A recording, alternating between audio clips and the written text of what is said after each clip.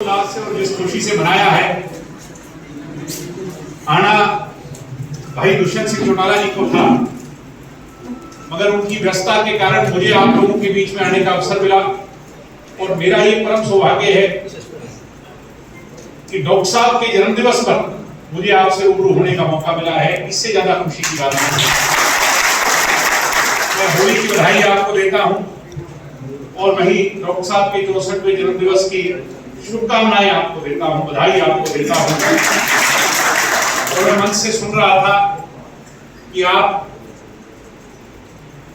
की जो भावना है, आपका जो स्नेह है, वैसे तो उनको इस बात का इल्म है, मगर मैं भी जब उनसे आज बात करूंगा तो मैं आपकी बधाइयां, आपका ये प्यार, आपका स्नेह उन तक पहुंचाने का काम करूंगा।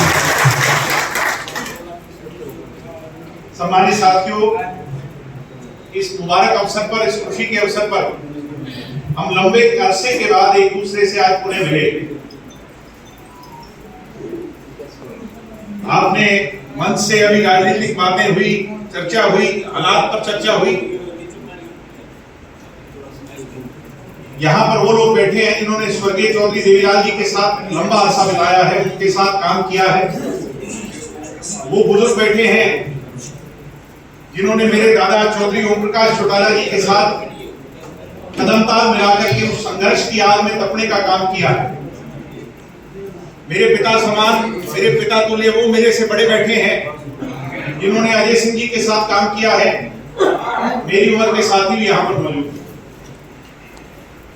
बाकी मेरे से ज्यादा आप जानते हो, मगर मैं इतना जरूर जानता हूं, चौधरी देवीलाल एक बहुत बड़ी शख्सियत हुए, देवता रूपी इंसान हुए।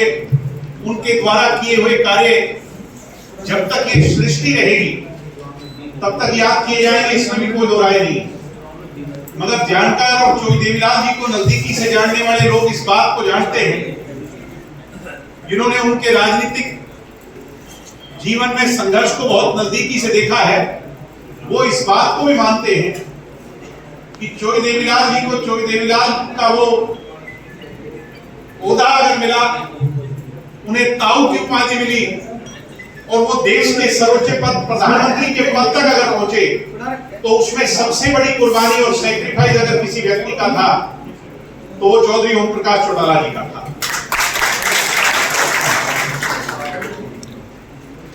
हर आदमी के पीछे एक ऐसी शक्ति होती है जो नजर कम आती है, और ठीक इसी प्रकार जो चौटाला साहब के जीवन को बहुत नजदीकी से जानते हैं, वो इस बात को भी मानते होंगे कि चौटाला साहब को अगर 5 बार हरियाणा प्रदेश का मुखिया बनने का सौभाग्य हासिल हुआ, स्वर्गीय चौधरी ओम प्रकाश चौटाला जी को अगर वो पहचान मिली, तो उसके पीछे अगर सबसे बड़ा सैक्रिफाइस और कुर्बानी किसी की थी तो वो डॉक्टर अजय सिंह चौटाला जी। सम्मानित बुजुर्गों, नौजवान दोस्तों, डॉक्टर साहब ने अपने राजनीतिक सफर को चौधरी देवीलाल जी की झोली में बैठकर उनकी उंगली पकड़ करके शुरू किया। दाता रामगढ़ से चुनाव लड़े और आप और मैंने, हम सब लोगों ने पीछे राजस्थान में जब घूम करके देखा तो डॉक्टर अजय सिंह चौटाला जी को चाहने वाले वो लोग मिले जो 80s में उनके साथ, 80 के दशक में उनके साथ वहां जुड़े थे। और मुझे अचंभा हुआ कि लोगों ने डॉक्टर साहब की तस्वीरें आज भी घर में लगा रखी थी। जब हमने जाकर उनसे चर्चा की तो लोग कहने लगे कि जी यहाँ एक ही परिवार का राज था और हम गुलामी में जिया करते थे।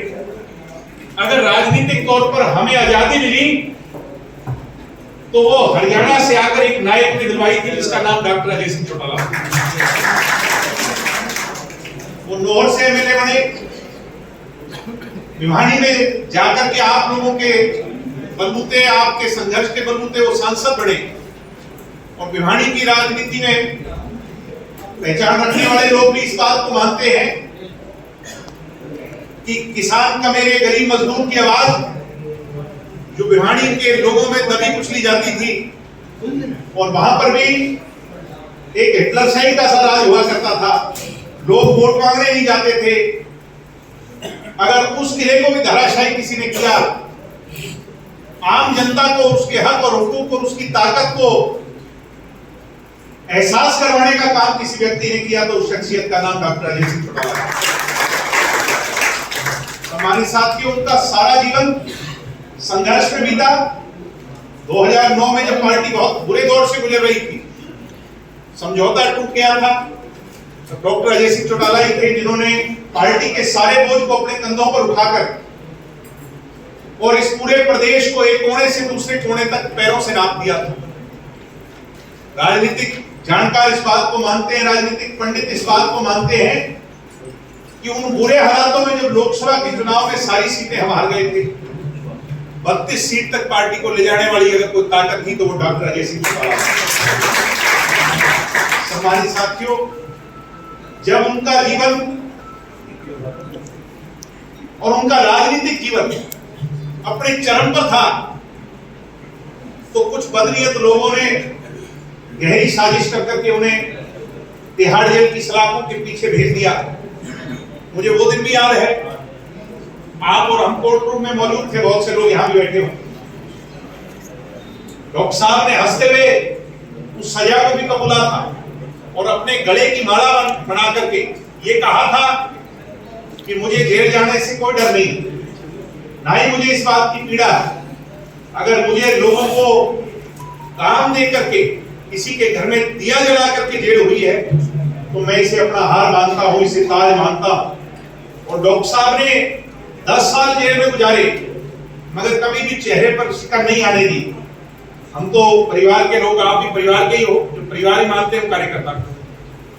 कितनी बुरी हालातों से निकले, स्वास्थ्य उनका बहुत ज्यादा एक समय खराब हो गया, मगर कभी भी अपने चेहरे पर मायूसी मेरे हिसाब से उन्हें नहीं आने दी। ये उनकी ताकत है।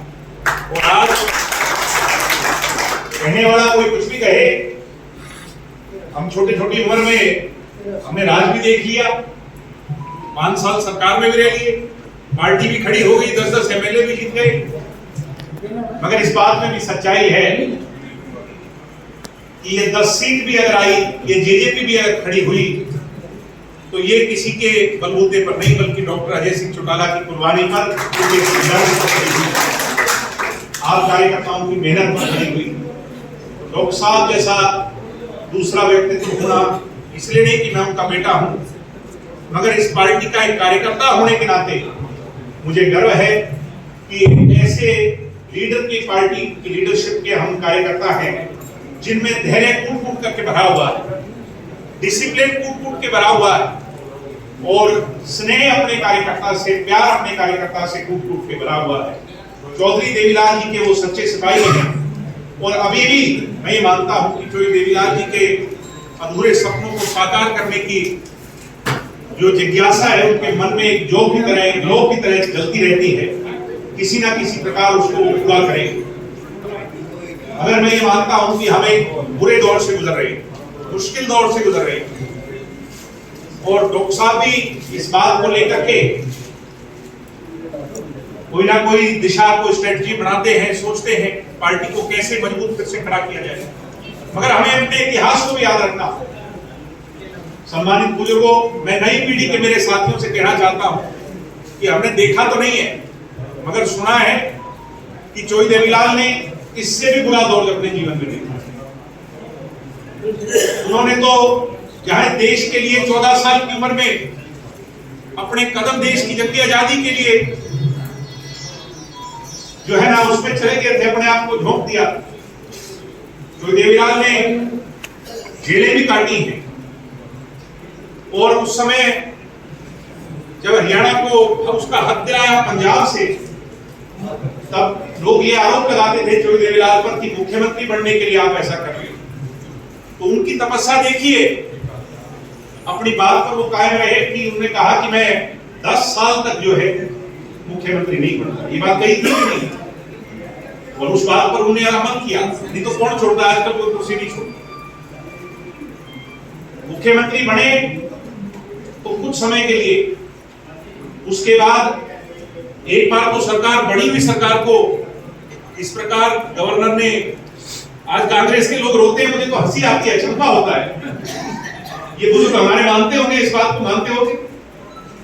कांग्रेस के लोग अच्छा, आज राहुल गांधी कहता है कि हमारी बड़ी बड़ी सरकारें तोड़ ली। अरे इसका चलन इस देश में किसने शुरू किया? किया था कि नहीं? बल्लाल जी ने किया। तो आज जो बीज हमने बोए हैं वो काट रहे हैं, उनको दुख होता है इस बात। सम्मानित बुजुर्गों, नौजवान दोस्तों, तो वो बुरा दौर था, उससे भी हम निकल गए। जिन लोगों ने महम कांड के दौर को बहुत नजदीकी से देखा है, कैसे मीडिया ट्रायल कर करके बदनाम किया गया, जो देवीलाल जी की लेगेसी को तोड़ने का काम किया गया। अंग्रेजी अखबारों ने एक विचारधारा को बदनाम करने के लिए पूरा जोर लगा दिया, विदेशी ताकतों ने जोर लगा दिया, मगर उस दौर से भी निकल आए और बहुत मजबूती से निकले। तो सरकारें बड़ी बिगड़ी, समय अच्छा बुरा, ये सिक्के के दो पहलू हैं। मगर विचारधारा, हम किसकी लड़ाई लड़ रहे हैं, हमें उससे नहीं भटकना चाहिए। पीछे हम सरकार में रहे, बहुत से लोग बहुत सारी बातें करते हैं। सरकार बनी, जुम्मा कुछ समय हुआ था, इतने में कोरोना आ गया। कोरोना गया तो किसान का आंदोलन आ गया, और किसान आंदोलन समाप्त होता, इतने में इलेक्शन आ गए। अगर सच में दिल पे हाथ रख करके देखो तो आपके लाडले बेटे, आपके भाई दुष्यंत चौटाला को काम करने का तो बहुत कम समय मिला, और कम समय मिला उसमें भी ये कोई पूरी सरकार तो थी नहीं, 20% के हम हिस्सेदार थे। और विरोधी सभी ताकतों ने एक मिशन उठा लिया, एक एजेंडा बना लिया कि इनको बदनाम कैसे किया जाए। कभी शराब का घोटाला, कभी चावल का घोटाला, कभी रजिस्ट्री का घोटाला, कभी ये घोटाला, कभी वो। और मुझे अचंभा इस बात का होता है, मैं मीडिया के लोगों से जगह जगह मिलता हूं, अब तो काफी टाइम बाद मिलना हो रहा है। मैं पूछता हूं कि वो अगर इतने घोटाले किए थे तो आज उस पर जांच क्यों नहीं हो रही? आज तो हम सरकार में नहीं है, आज उस पर ट्रायल क्यों नहीं हो रहा? आज उस पर चर्चा क्यों नहीं हो रही? वो लोग जो हमें भला बुरा कहते थे, आज उस पर कोई बोलने वाला नहीं है। सम्मानित साथियों, ये सिर्फ और सिर्फ दुष्प्रचार कर करके, आप इतिहास उठा करके देखो, जब भी हमें कमजोर किया गया, युवा मेरे साथी मैं कहूंगा जिनने वो दौर नहीं देखा, सिर्फ दुष्प्रचार से किया गया। और आज भी हमें कमजोर अगर किया गया तो दुष्प्रचार से किया गया। अगर हम बीजेपी के साथ ना जाते, ये दुष्प्रचार चला तो बीजेपी की सरकार गिर जाती। कोई पूछने वाला हो कि हम तो 6 महीने बीजेपी से दूरी थे, सरकार क्यों नहीं गिरी? तो कुछ लोग ये कहने लगे भाई अब तो लालच में नहीं गिरी, आगे इनका सफाया कर देंगे। अगर सफाया ही करना था तो सफाया क्यों नहीं हुआ इलेक्शन में? पिछली बार 40-30 पर 46 है कि नहीं? 48 है। अब तो और भी ठोस है, पक्की है। तो सम्मानित साथियों, युवा साथियों से कहूंगा, क्योंकि जो बुजुर्ग हैं वो तो हमें डायरेक्शन दे सकते हैं, मगर हमें असली मायने में अगर इसको दोबारा रिस्ट्रक्चर करना है, खड़ा करना है, तो हमें करना है, लड़ाई हमें लड़नी है। तो दो ही रास्ते हैं हमारे पास। एक रास्ता है कि हम भी बहती गंगा की धारा में बह जाए, या अगर विचारधारा की लड़ाई लड़ना चाहते हो तो फिर उठ खड़ा होना होगा। और डॉक्टर अजय सिंह चौटाला जी का जीवन, जो देवीलाल जी की प्रेरणा से जो फलीभूत हुआ है, जो वो जीवन, उससे ज्यादा प्रेरणा हमें किससे मिल सकती है? जो जेल की सलाखों से 10-10 साल नहीं करेंगे। इसलिए जो लोग हमें बदनाम करते थे, आज वो एक्सपोज हो चुके। जो भूपेंद्र सिंह हुड्डा ने मैं और मेरा में सब कुछ खो दिया।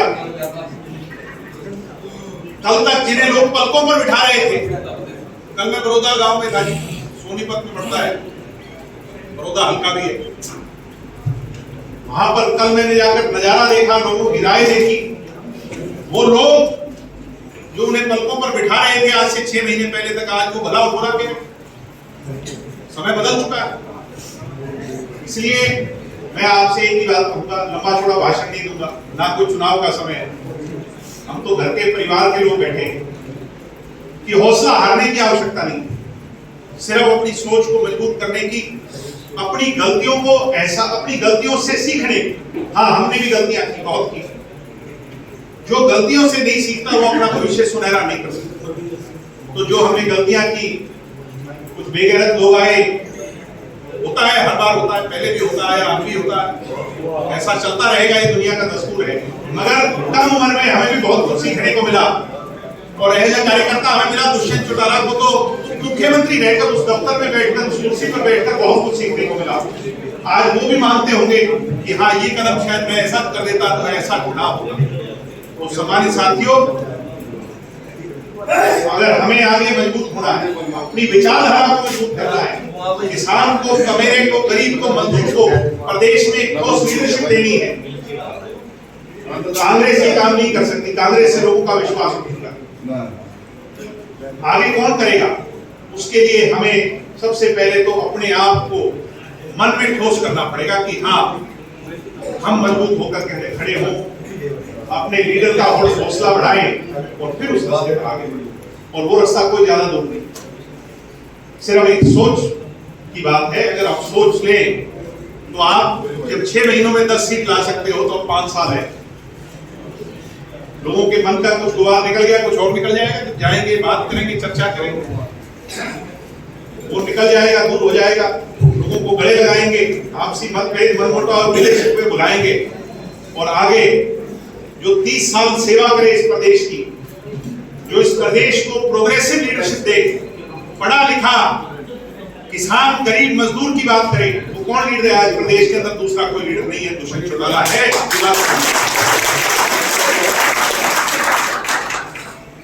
तो जीवन में परिपक्वता समय से ही आती है, एक्सपीरियंस से ही आती है, कोई समझदार पैदा नहीं होता। तो हमने जो कमियां थी, कहानियां थी, उनसे और सीखेंगे और मजबूती से आगे बढ़ेंगे, अपनी पार्टी को मजबूत करेंगे, चौधरी देवीलाल जी के सपने साकार करेंगे और 36 कौम की बात करेंगे। मुझे आज गर्व होता है कहते हुए कि शायद हमें प्रदेश के अंदर सीट ना मिली हो, वोट कम मिले हो, मगर हमारे नेता पर, हमारी सोच पर, हमारी लीडरशिप पर कोई कास्टिज्म का वोट जो है ना मोहर नहीं है, कोई धर्म की मोहर नहीं है। हम 36 जात के हैं, सबको साथ लेकर एक माड़ा में मोतियों को पिरो करके साथ लेकर के और आप लोगों ने आज जो भव्य कार्यक्रम किया, मैं डॉक्टर्स की टीम का, ब्लड डोनर्स का, और मैंने भी काफी टाइम से ब्लड डोनेट नहीं किया, तो मुझे भी आज खुशी है कि ब्लड डोनेट करने का अवसर मिलेगा। सबको करना चाहिए। मैंने सुना है, यहाँ डॉक्टर भी होंगे कुछ, कहते हैं कि ब्लड डोनेट करने से ये खून कम नहीं होता, बल्कि वो साफ होता है और ज्यादा स्वस्थ होता है, शरीर स्वस्थ, ऐसा ही है। तो पुनः डॉक्टर साहब की जन्मदिवस की बहुत बहुत बधाई और उन्हें खूब खुशियां मिले, और उनको खुशियां तब मिलेंगी जब हम कार्यकर्ता पार्टी को मजबूत करेंगे और चौधरी देवीलाल के सपने साकार होंगे। बहुत बहुत धन्यवाद।